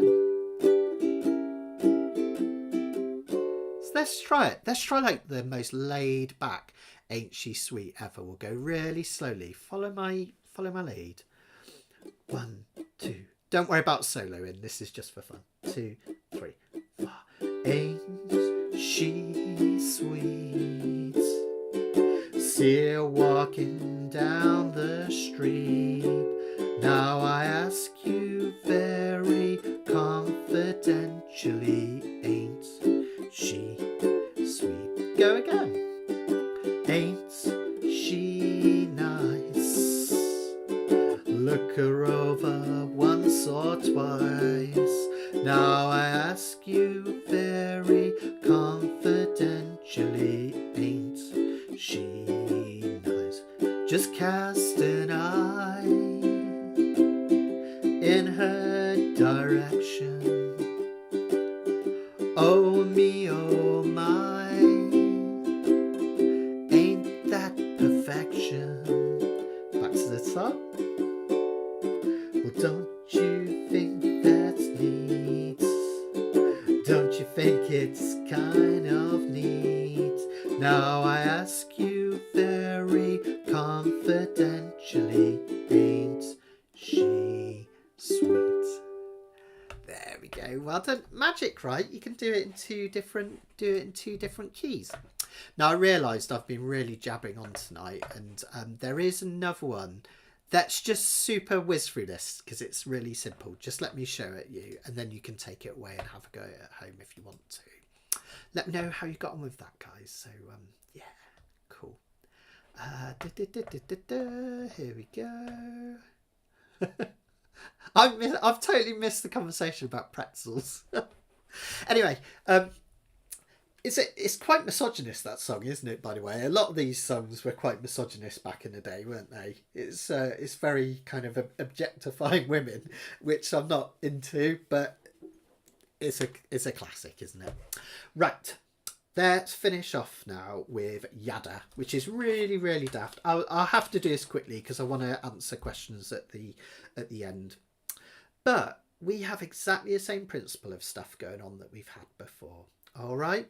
If we have a look at the intro, guess what? Diminished jazz vamp. We've got it in the key of F. Same chords again. Do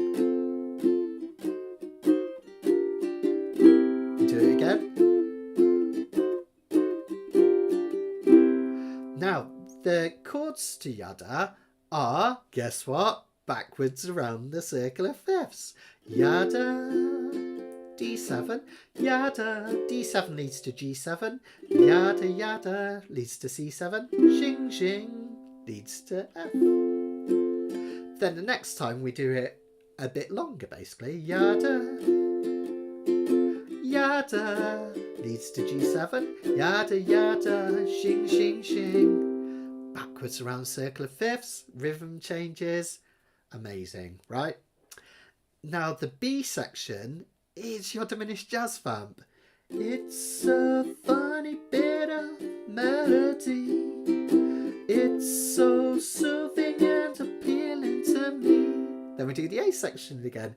Yada, yada, yada, yada, shing, shing, shing. Okay. Now, what I want to do with this one, just for fun, you can have a go at doing it in the key of G later on your own, all right? Because we've run that time. I'm going to do something crazy. All I want you to do is keep playing those chords round and round again. And you'll see, hopefully, something cool happens. All right? So we're going to play the whole thing through, just A, B, A, just again and again and again. We'll just do those chords at the start. Yeah, highly sophisticated lyrics, eh? It's amazing, isn't it? It's like, what's that other one? There's another one, isn't it? Voda Deo, which is just like Voda Deo and all these kind of strange things they used to do back in the day. So just backwards round the circle of fifths, backwards round the circle of fifths, but a bit more spread out, then your diminished jazz vamp. All right, and just keep playing it, and then I'll have a nice little treat at the end where we're just going to keep playing and see if you can spot what I did. Here we go. We'll do it relatively quick. About here if you can. Okay, so diminished jazz vamp. I told you get lots of practice at this tonight. 1, 2, 3, 4. And again. Now the A section. Yada, yada. Yada yada shing shing shing. A section drawn out. Yada yada yada yada shing shing shing. It's a funny bit of melody. It's so soothing and appealing to me. Yada yada yada yada shing shing shing. And again. Yada yada, yada, yada, shing, shing, shing. Yada, yada, yada, yada, shing, shing, shing. Diminished. It's a funny little melody. It's so soothing and appealing to me. Yada, yada, yada, yada, shing, shing, shing. Keep playing. Hot tamales and a red heart. Yeah, she's got them for sale. Hot tamales and a red heart. Yeah, she's got them for sale. Well, I know a girl, yeah, she's long and tall. She sleeps in the kitchen with her feet in the hall. Hot tamales and a red heart. Yeah, she's got them for sale. Keep going. Hot tamales and a red heart. Yeah, she's got them for sale. Hot tamales and a red heart. Yeah, she's got them for sale. She's got 2 for a nickel, 4 for a dime. Something, something ain't no business of mine. Hot tamales and a red heart. Yeah, she's got them for sale. Hey, wasn't that cool? I know it was a bit naff and I got horribly wrong at the end there, but Hot Tamales verse is exactly the same chords as the Yada verse.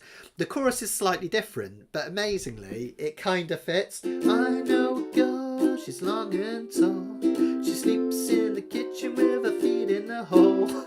So, just a bit of fun there. So, really take these sheets away more than any other week. I'd love you to kind of work through these and just see if you can spot those changes. See if you can spot the backwards round the circle of fifths and the diminished jazz vamps. Then perhaps take them back to the key of C, which you probably know better anyway, but just so you can, I wanted to do F to keep it a bit different, but take them back to C. See if you can play all of these songs in the key of C. Mix it up. You could do a medley. You can make your own medley, which is really good fun. Just muck about with it and have loads of fun.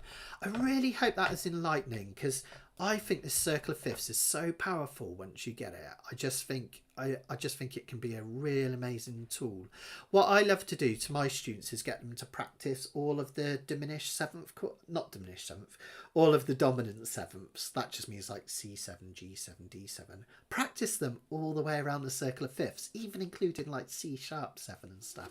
Sounds hard, but it's actually really easy.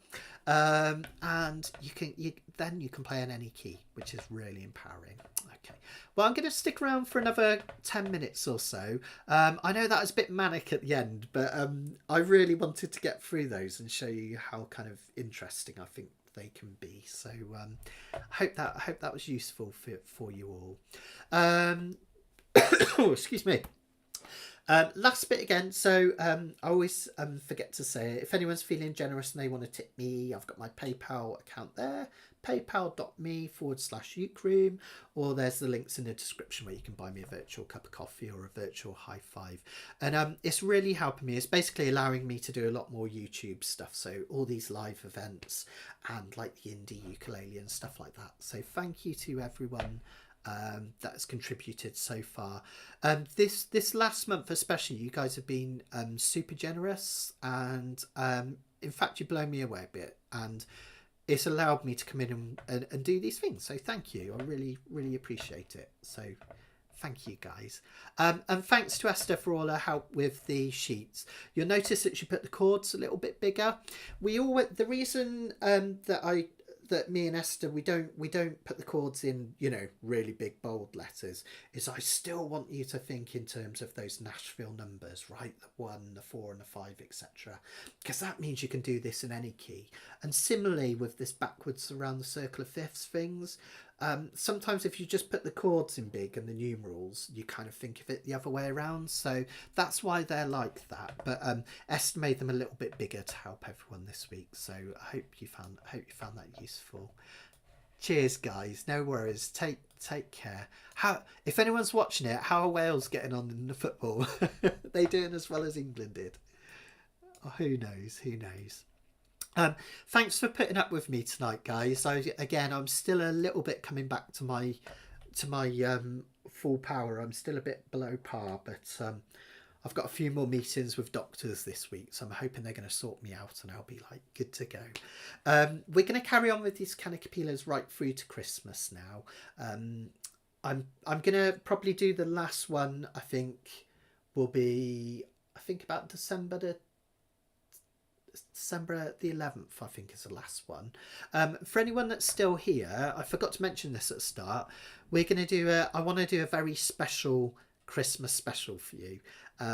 We think it's probably going to be around about, I think, the 9th of December, something like that, or it might be the 5th, or around there. And I thought it'd be really nice if we could invite Esther to come in, because I can invite people in interview mode. I thought it would be really fun if we did a bit of a quiz, like a ukulele quiz. So if you guys are up for it, we're going to have a Christmas special. Party hats are welcome. And, tinsel, go mad. We can all eat mince pies. And we'll have some Christmas songs. We'll play through loads of Christmas songs. But we'll have a little bit of a ukulele quiz as well. Does that sound good to people? I think it'd be good fun, wouldn't it? Kind of a celebration of our little community that we've created. So, yeah, we've got one, yay! Well done, Lisa. Wales are losing, no way. Oh, man, that's not good. Hopefully it's just, they'll come back. One of our Swindon players has gone to play for Wales, Johnny Williams. Joni yesterday, we call him. So hopefully I'll bring him on in the second half and he'll score. Who knows? Cool. Was there any questions with any of that tonight, folks? Let me know if there's anything to help. Oh yeah, Christmas sweaters for sure, Lisa. This is almost Christmas already. I did this by accident, but I'll see if I can pull out a proper Christmas sweater. That'd be good. Maybe I could ask my wife to knit one. She's into knitting and crochet, but that might be a bit too short notice. So yeah. Yeah, if you enjoy Esther's quizzes, I'm going to try and twist her arm to make an epic ukulele quiz. Don't worry, Esther, I'll help you. I'm not going to leave it all to you. That would be really mean. So, yeah, Christmas. Cool. Yeah, I'm kind of starting to get Christmassy already. See if I can remember my...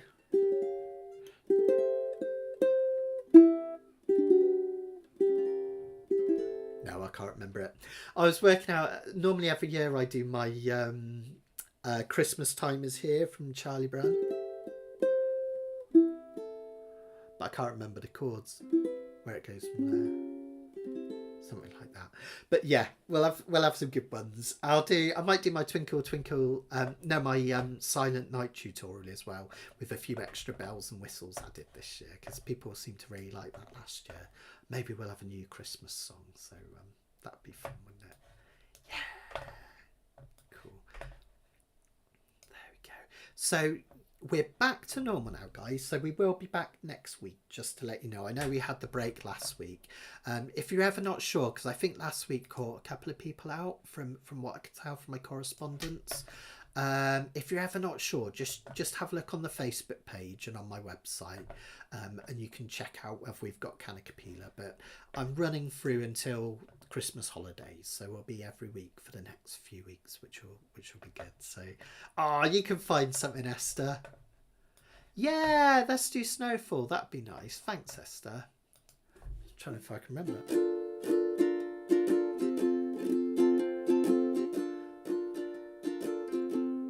Hey, hey, hey, just melt away. Hey, hey, hey, just melt away. Yeah, thanks, Esther. That'd be nice. That's one of my ones. We'll do Snowfall. That'd be lovely. I've got a few sweet ideas for Christmas ones. So, yeah. Maybe we could do River again, seeing it'll be Christmas. We could do the little jingle bells at the end. That'd be nice, wouldn't it? So, yeah. Oh, yeah. What was the puzzle? Okay, for anyone that hasn't worked it out, let me just bring it up on screen. So, I got this straight away this week. I'm normally rubbish at these, so... Where are we? Right at the back. It was... What goes up must come down. I think that's it, isn't it, Esther? What goes up must come down. And Esther, what pages were the other things on? Let's see if I can find one. You've got to find the bell, the welly, and the pants. Big pants, small pants, giant frilly pig pants. Maybe I'll do that at a Christmas special. Esther's been trying to get me to do that for yonks, but I need someone to turn the pages. No, I can't see any cowbells or pants there. I haven't looked for them yet. Not seeing any pants or cowbells there. Oh, that was that one.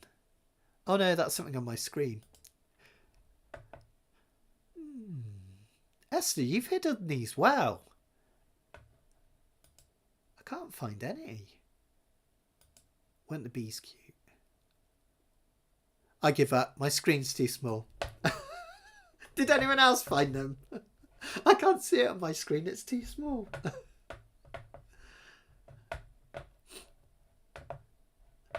Yeah, it's a beautiful song, isn't it, River? It's just so gorgeous. So yeah.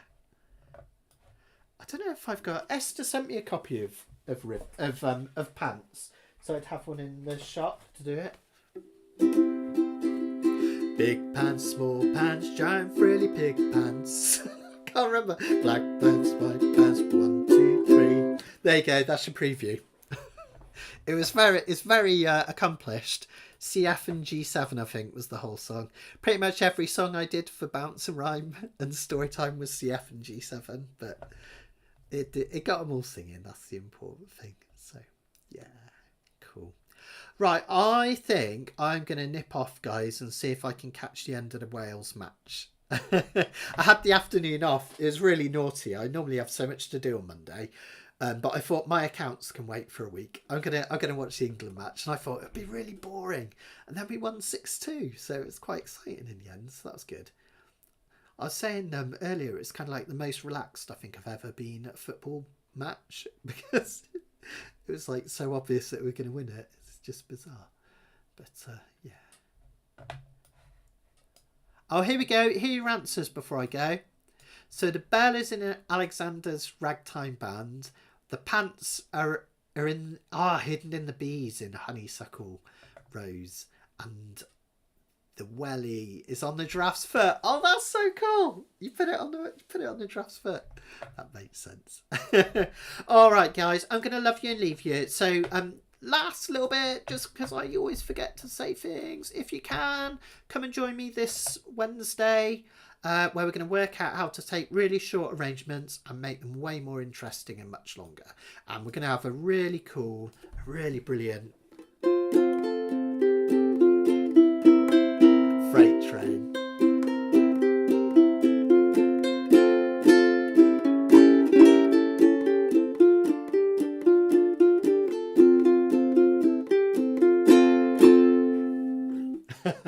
Take care, everyone, and hopefully I'll see some of you on Wednesday. Thanks, Esther. Take care. Cheers, guys.